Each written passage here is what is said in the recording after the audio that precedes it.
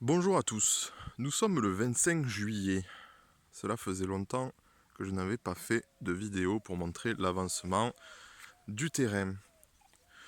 Aujourd'hui, je viens vous parler du potager avec mon expérience cette année qui est de jardiner sur toile tissée.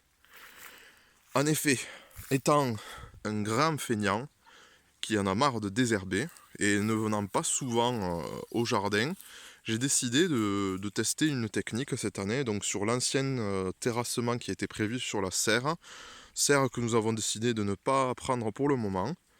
J'ai donc posé une bâche tissée de maraîcher et qui va nous permettre donc de jardiner de manière plus aisée. Et voici le résultat qui est selon moi assez satisfaisant. Donc nous avons une rangée de tomates que j'ai tant bien que mal essayé de tutorer, mais la gravité est vraiment plus forte que moi. Je n'ai pas pu lutter contre cette force. Mais on voit quand même qu'il y a du fruit, quoi. Il y a du fruit et ça a plutôt bien marché.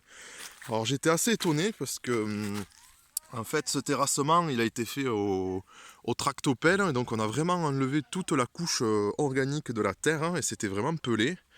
Et bien, sans nourrir la terre, sans rien faire, franchement, je suis assez content du résultat. Donc ce qui a surtout bien marché, c'est tout ce qui est courge, parce que cet hiver, c'est opération soupe pour les bébés. Donc courge de Nice, potiron, potimarron, et ça vraiment, c'est réputé pour avoir besoin de fumier et de beaucoup d'eau. Et bien, voilà, regardez le résultat. Franchement, je trouve ça super chouette. Donc avec des belles courgettes ou courges de Nice. Donc ça, ce qui est bien, c'est que ça se conserve facilement tout l'hiver. Tout l'hiver dans la cave. Puis voilà, là on a des petits marrons. Et de l'autre côté, on a des potirons.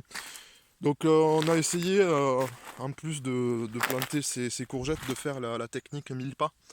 Donc la technique mille pas est une technique des Indiens qui consiste à associer les courges, le maïs et les haricots.